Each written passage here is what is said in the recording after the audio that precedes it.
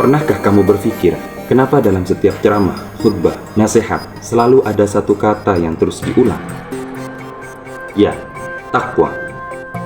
Kenapa bukan kaya? Kenapa bukan kuat? Kenapa bukan kata lainnya?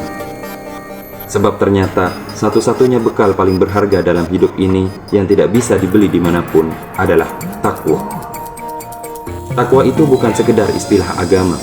Takwa itu cara hidup. Ia berarti berhati-hati dalam melangkah, menjaga diri dari yang menyakiti, yang merusak, dan yang menjerumuskan. Bukan hanya menjaga diri dari dosa, tapi dari hal-hal yang mendekati dosa. Allah berfirman dalam Quran surat Al-Hujurat ayat 13, sesungguhnya yang paling mulia di sisi Allah adalah yang paling bertakwa.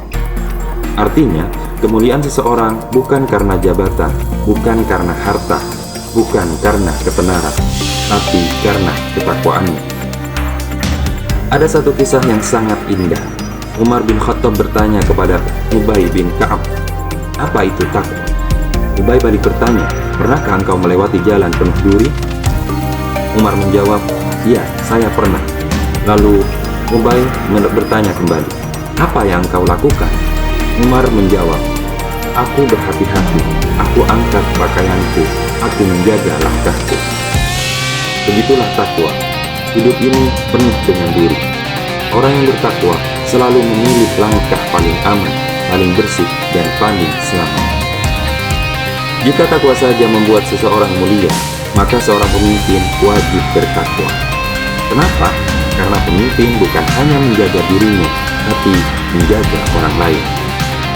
Pemimpin yang bertakwa bukan hanya menghindari duri, tapi membersihkan duri itu dari jalan agar orang-orang di belakangnya bisa lewat dengan aman. Pemimpin yang bertakwa itu, ia menjaga hati orang lain. Ia memberi kemudahan, bukan kesulitan. Ia melindungi, bukan menakuti. Pemimpin yang bertakwa itu membimbing, bukan memerintah sesuka hati. Sayangnya, di dunia nyata, kita sering melihat kebalikan dari itu. Ada pemimpin yang justru menjadi sumber masalah, ada yang mengancam bawahannya, ada yang mempersulit orang-orang yang dipimpinnya. Kasus demi kasus korupsi, penyalahgunaan wewenang, kekerasan, dan kezaliman dilakukan oleh orang-orang yang seharusnya menjadi pelindung. KPK mencatat 167 kepala daerah terseret kasus korupsi sejak tahun 2004. Bayangkan, anggaran yang seharusnya untuk rakyat justru dinikmati pribadi. Itulah pemimpin yang bukan hanya tidak berhati-hati, tapi sengaja menebar duri. Takwa bukan hanya soal menjauhi yang buruk. Takwa adalah ibadah yang tiada henti. Allah memerintahkan kita dalam Quran surat Al-Ma'idah ayat 35 untuk bertakwa dan mencari jalan mendekat kepadanya. Rasulullah berkata, bertakwalah dimanapun kamu berada, iringi kesalahan dengan kebaikan, berakhlaklah mulia kepada manusia. Artinya, pemimpin yang bertakwa itu melayani masyarakat, setia kepada amanah, memberikan yang terbaik tanpa pamrih, taat kepada Allah dan rendah hati kepada manusia, bukan gila hormat atau haus menghargai. Pada akhirnya, kita akan sadar, tidak ada bekal yang lebih berharga daripada takwa. Bekal yang dibawa sampai mati, bekal yang menyelamatkan di dunia dan di akhirat.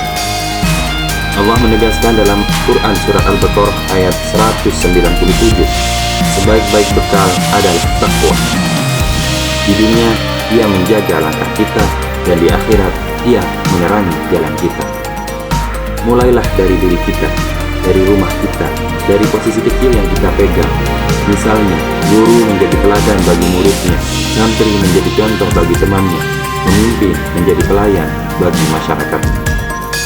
Mari menjadi pemimpin yang membersihkan diri, bukan menyebarkannya. Pemimpin yang hati-hati, penuh cinta, penuh pengabdian. Pemimpin yang bertakwa.